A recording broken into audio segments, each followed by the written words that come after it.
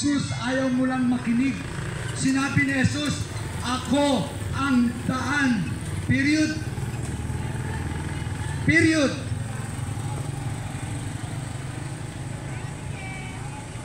At sinabi, at ang katotohanan, lahat ng hindi si Jesus ang ipinapangaral, parurusahan sila ng Diyos. Lahat ng nangangaral na hindi si Jesus ang pinapangaral, parurusahan sila ng Diyos.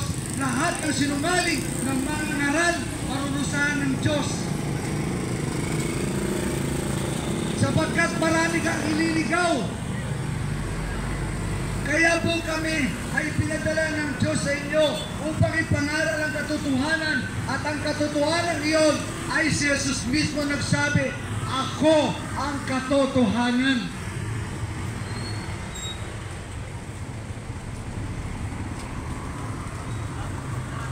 Kasi ang mga tao tanong ng tanong, ano pa talaga ang totoo?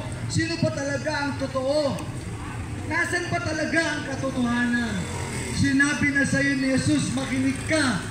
Ako ang katotohanan. Pinasa ko lang po yun. Si Jesus po ang katotohanan. Sabi ni Jesus, at ang katotohanan. Sabagat ang tao hanggang ngayon, tuliro, hindi alam ano pa talaga ang totoo. Kasi marami tayong pinakikinggan. Marami tayong binabasa. Marami tayong pinakikinggan. Marami tayong tinatanggap sa isip natin. Kapatid, isa lang ang tanggapin mo dyan. At yun ang totoo, si Jesus Christ.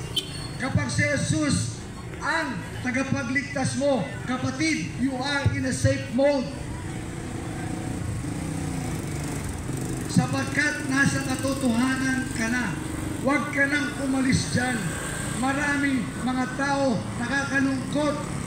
Samba ng samba kung kani-kanino. Sumasamba sa mga tao. Sumasamba sa mga bato, sa mga kahoy. Mga kapatid, ano mapapala mo doon? Sinasabi ng salita ng Diyos, may mga tenga sila, may mga mata sila, may mga bibig sila, pero hindi nakakapagsalita. Ang tunay na Diyos ay buhay. May bibig na nakakapagsalita. May mata nakakakita. May tenga nakakarinig.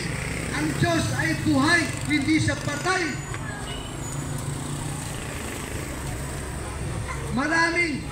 Yung ibang mga tao, maraming alam na tagapagligtas, nangamatay na silang lahat, walang nabuhay sa kanila. Subalit si Jesus namatay at muling nabuhay.